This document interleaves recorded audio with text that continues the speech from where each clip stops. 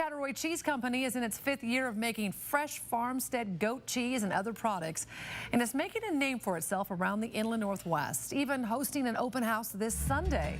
Deis has the story of this local micro dairy made in the Northwest.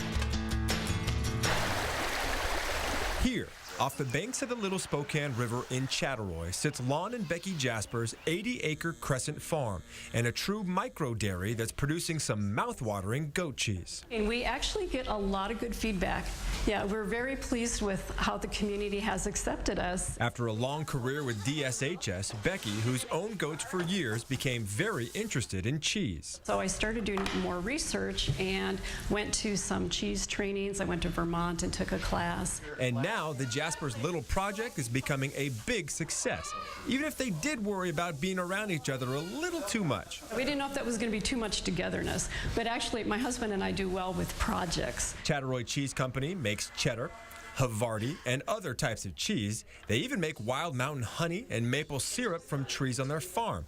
But goat cheese, known as chev, is their bread and butter, and it starts with these guys.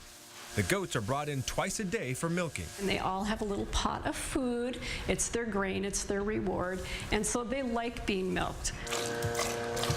The goats produce over a gallon of milk a day, and it all goes into this stainless steel milk line, which immediately cools it. You can't make good cheese if you don't have high quality milk. A big component of that is to have milk that is cooled rapidly. The milk then comes down the line into the cheese make room where it's pasteurized here. And on day 1 of the 4-day chev making process, it's mostly about forming the curd. By day 2, Colleen, the chev chef, is ladling the curd and draining the whey. It's drained for about 2 days in these individual Croton molds. It affects how the curd forms, and of course that then affects the flavor. So we get a nice flaky product when we're done. On the 4th day, the chev is salted and ready for packaging, and it comes in several different flavors.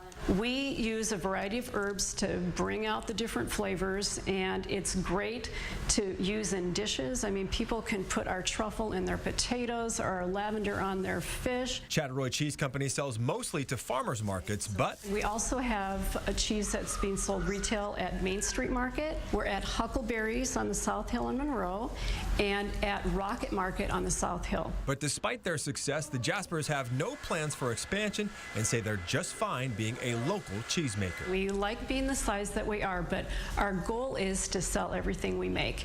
And I can say that last year we were able to do that. For Made in the Northwest, I'm Deis, KXOY 4 News.